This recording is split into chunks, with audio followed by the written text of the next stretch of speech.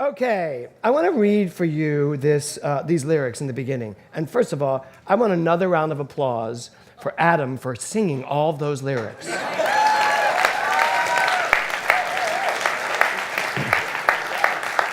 We have had many songs sung at this church center, and very often people have gone up on lyrics with songs 1/10 of intensity as this one. So awesome. Yes, and it's why I chose not to sing it.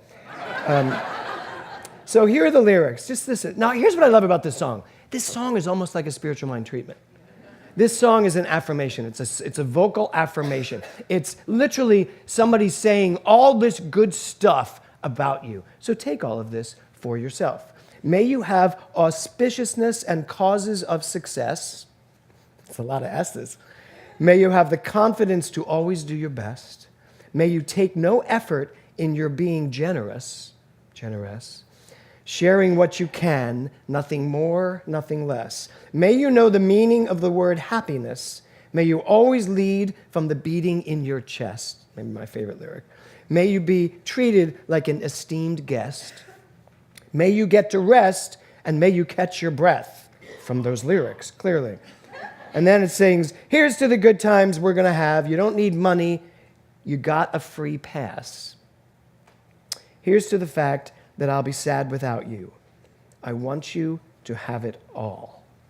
So, obviously the title of the song was Having It All, Have It All. And the question I want to ask you is the title of my talk, which is, can you really have it all? We're going to say thank you to Sandy Hoover for finding this slide. So I want you to see yourself in this little baby's face. Just take a look. How does he look? A little overwhelmed, doesn't he? It looks a little scary. It's like someone came along, maybe a dad or a mom who had to get off to work or, just dumped all the toys and said, you're good, and walked away.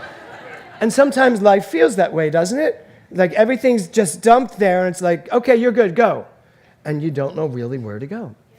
So the question I want to ask you is, can you have it all? Can you really, really have it all? Now, what do you think the operative word in that sentence is, in that question is? Have, correct. The operative word is have. Have it all. Does he have it all right there? Let's just say as a metaphor. He's got it all. It's all right there, right? But does he? Because what we teach is that what shows up out here, you have to be equal to on the inside.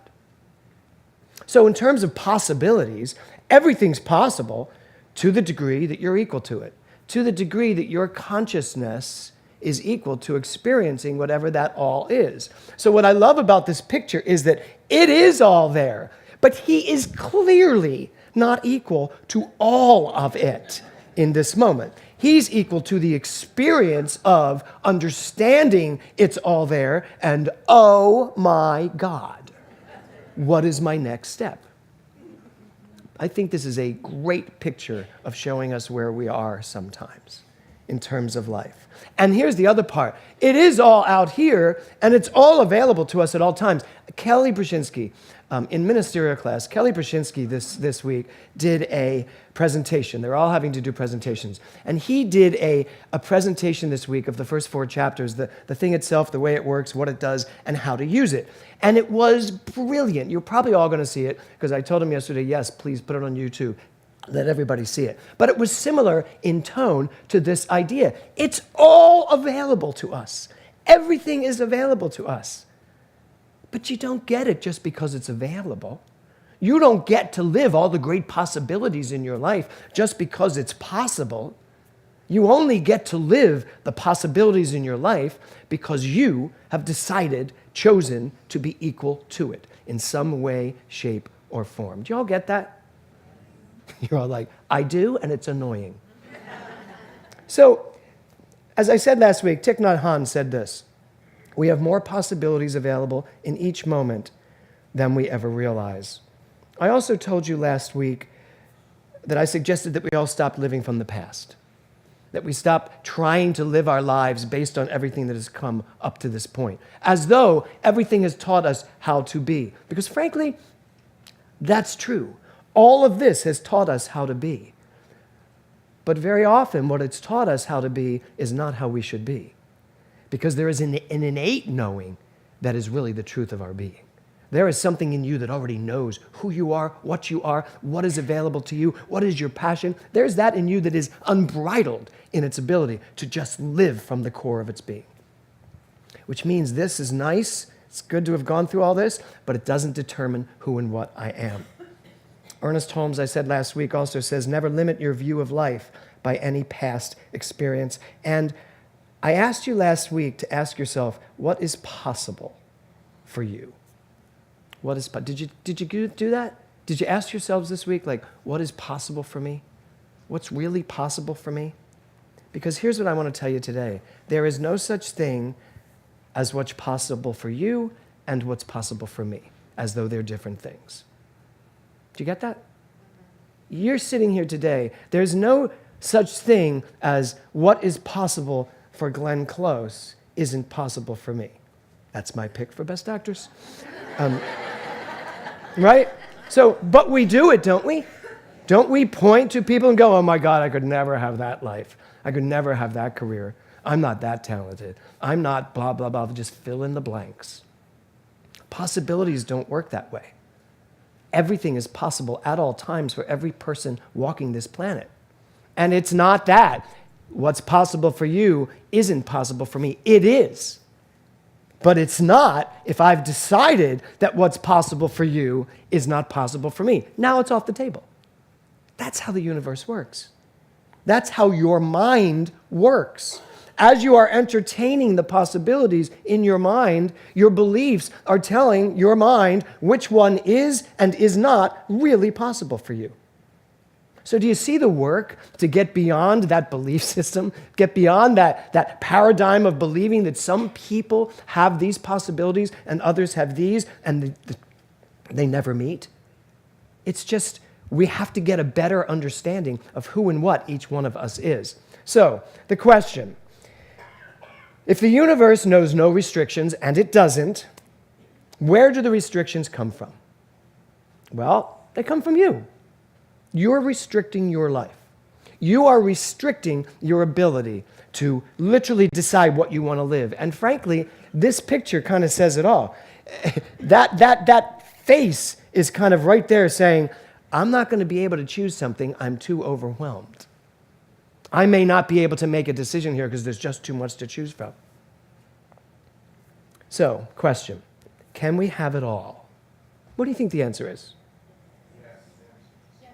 Can you? Can you have it all? So if the operative word is have, can you have it all? Can you have it? Can this little kid play with all these toys at the same time? You could try. I love that, Delaney. Probably if he dove into them and just threw them all over the place. But yes, but the question is, can you have it all? And now I want to add something to that. Can you have it all at once? Who says yes? Who says no? Who doesn't care? You're like, can you have it all at once? So this month has been all about possibilities for me. And what I've realized when I'm now at the end of this month, what I'm realizing is that it's less about the possibilities. I actually believe that my life is infinite possibilities. Anything I want is possible. The question is, am I willing to choose one? Am I willing to decide on a specific possibility? Am I willing to pick up one of these and say, this is what I'm having right now? Because I think often many of us are numbed by this concept of, I can have it all. And it goes right back to, I am God. This concept of I am God, I am the very energy of the universe, can be numbing, can be exhausting, can make us feel like, what am I supposed to do with that? I've heard it so much from many of you. How am I supposed to live God? How am I supposed to really be God? Well, no one's asking you to be the allness of God at every moment. You would have to explode and go back into the ethers of the allness. But what I am suggesting and what I believe in my life is that I don't have to be the allness of God, but everything I do, I can come from that highest level of consciousness and have at it from God's consciousness. There's the difference. So is everything possible for me? If I keep picking on you. If what's possible for her, if I decide that's possible for me, I come at that from the consciousness of knowing who I am. It's on my table. It's mine to have. So I think one of our problems is that we get overwhelmed by thinking that we have to be everything to everybody at all times. How many of you have ever suffered from that malady? Yeah, that you have to be perfect for everyone at all times. If something comes up, you should be able to do it.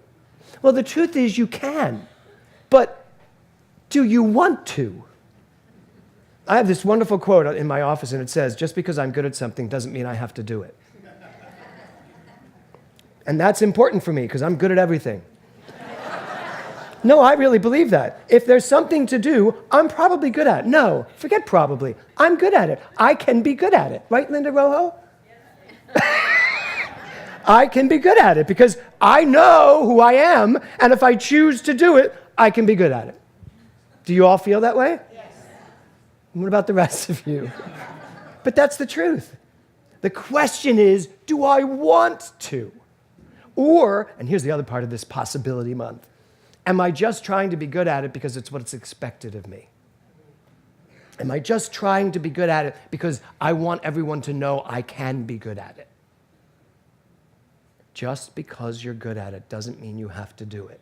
And if you take into consideration you're good at everything, now the question becomes, what's possible for you in the world of passion? Where's your passion when it comes to all of this? I mean, I'm a good gardener when I decide to be a good gardener. I am very good. But Nick Williams is an amazing, not gardener, but a whatever, landscape architect. Let him do it. I mean, if he's going to do it brilliantly, and I could work to be a 10 at that, but at what cost? I would rather be a 10 at something else. Although I'm doing better with the garden, by the way, just so you know. I am paying attention to it.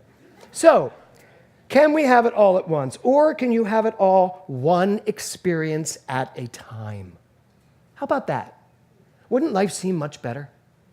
Wouldn't it be better if you actually knew that at any moment you could be brilliant at this because this is what you're choosing to be brilliant at?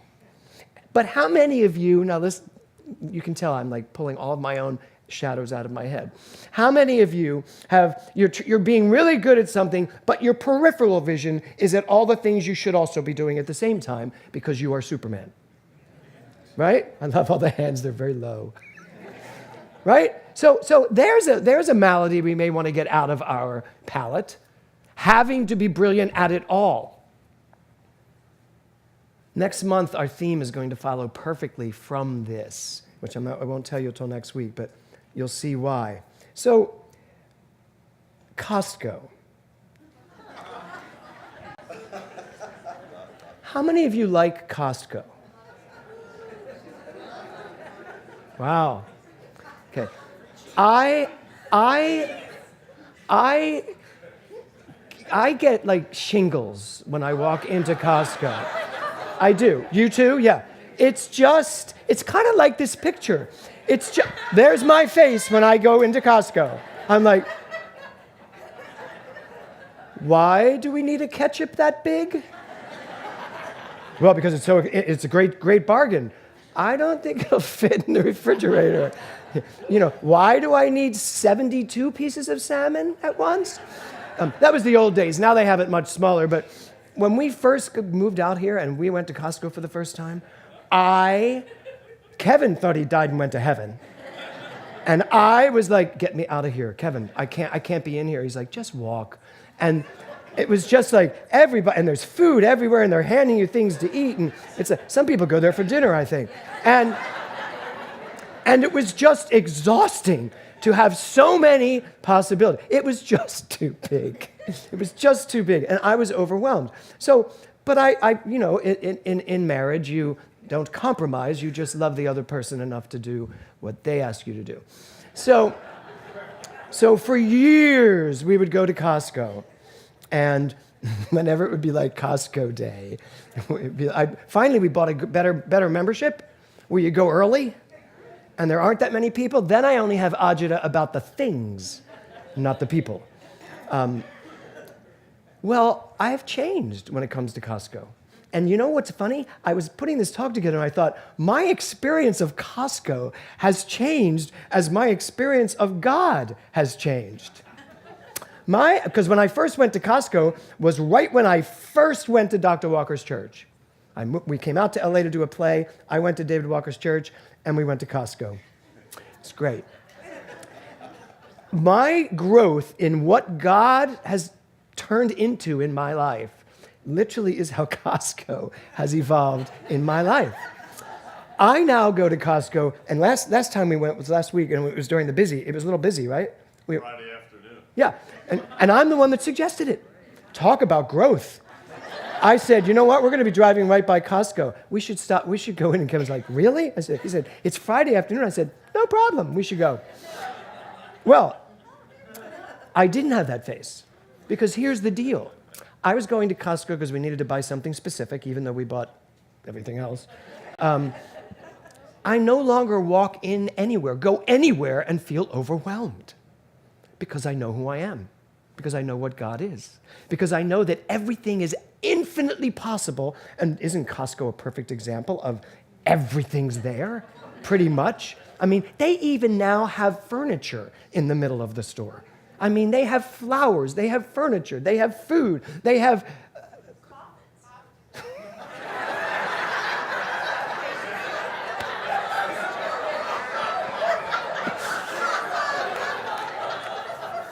Luckily, I did not see the coffins. That might have made me a little claustrophobic.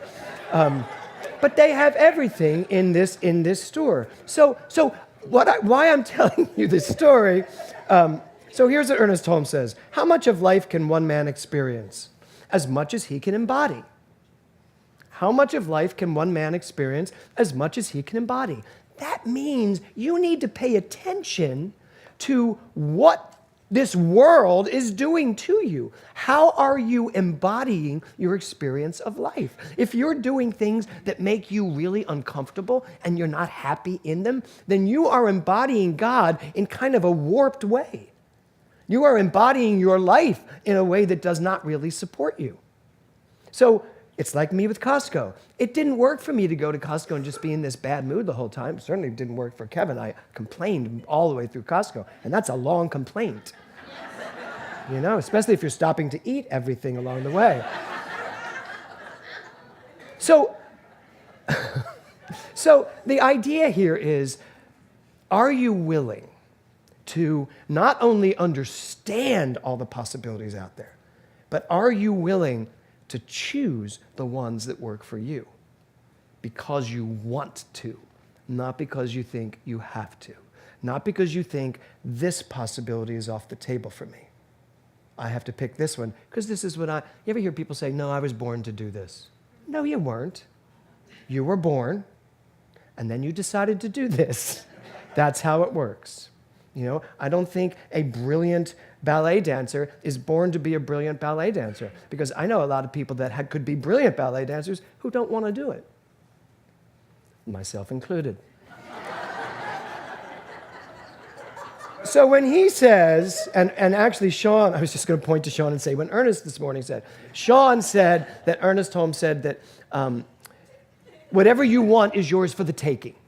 Kind of like these little toys, kind of like Costco. Whatever you want is yours for the taking. And I'm not going further into this talk because someday Kelly's going to give the talk of his speech, and therefore I have to leave Costco alone from this moment on. Aren't you all just salivating to know what that presentation was about? He's going to put it on YouTube, right? Yes? No? You're not putting it on YouTube? Well, yeah, sure. Okay. Good. So Sean said to you that Ernest Holmes said, whatever you want is yours for the taking. What he didn't say, and it's a little further down the paragraph, is that the taking is mental. It's not about you going out and taking whatever you want. The taking is mental. And what he's saying, why does he use the word take? He uses the word take because we think of take as I'm going to take that from you, or I'm going to take what's mine. Well, it's the same thing with the mental attitude. Your mind must be that active to be that equal to what it is you want to experience. And what does that mean to be equal to it? Because I know many of you have asked me that. What does it mean to be equal to the experience you want? It means stop entertaining the experiences you don't want. Your mind is this amazing, rich plethora of possibility waiting for you to ignite it, waiting for you to say, yes, I will take prosperity for $1 million to start. That's what it's waiting for. It's like Jeopardy in there. It's just waiting for you to say, yes, here's what I want. That's mentally taking it.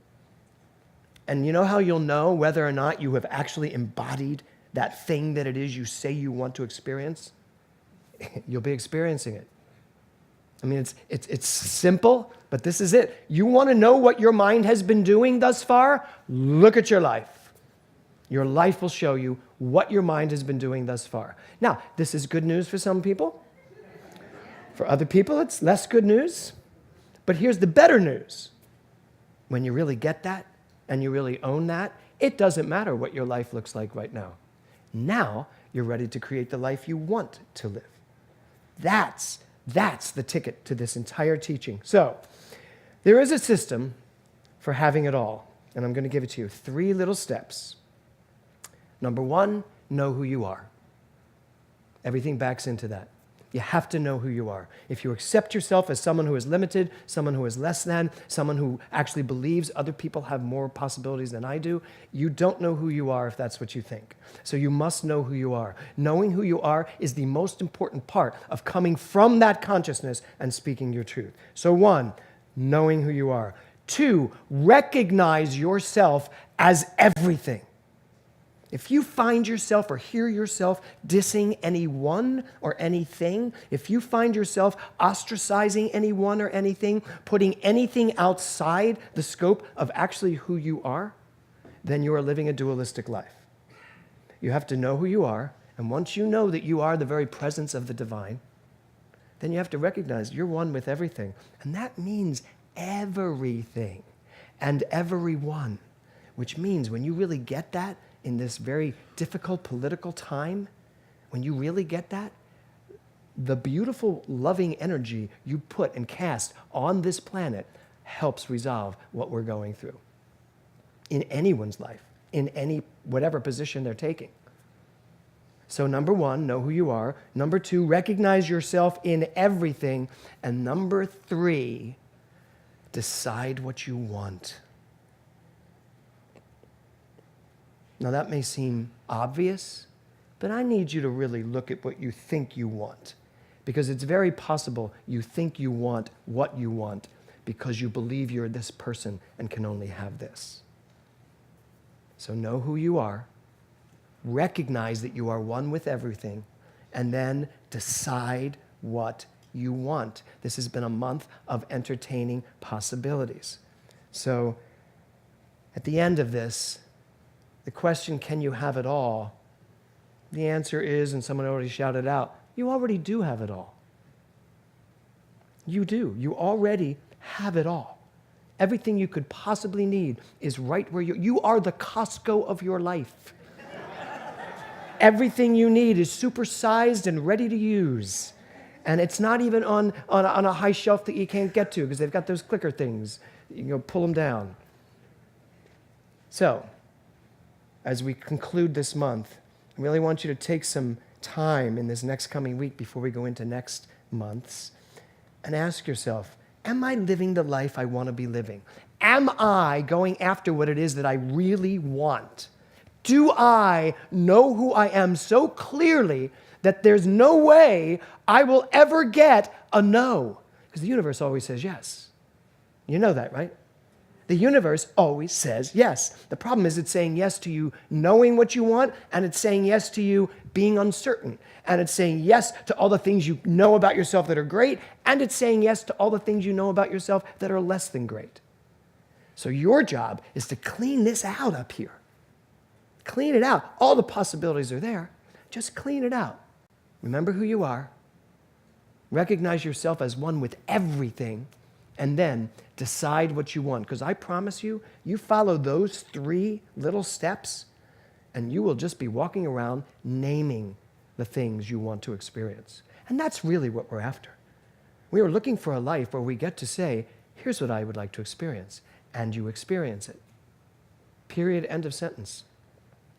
So they say that this teaching is the teaching that is a little self-centered, that people are all, this is all about, I want to get what I want, to get what I want. I disagree. First of all, I don't think there's a person on this planet who, if you ask them, wouldn't tell you that their primary goal in life is to be happy, that they'd like to be happy. That's innate in all people. So yes, do we want to be, how many people here want to be happy? Yeah, right. So we all want to be happy.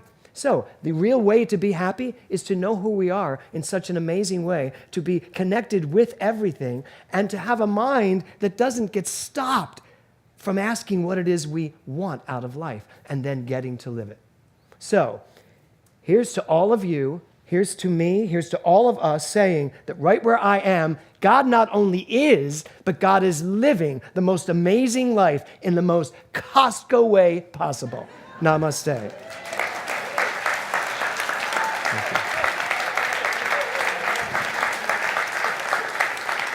Thank you, thank you, thank you.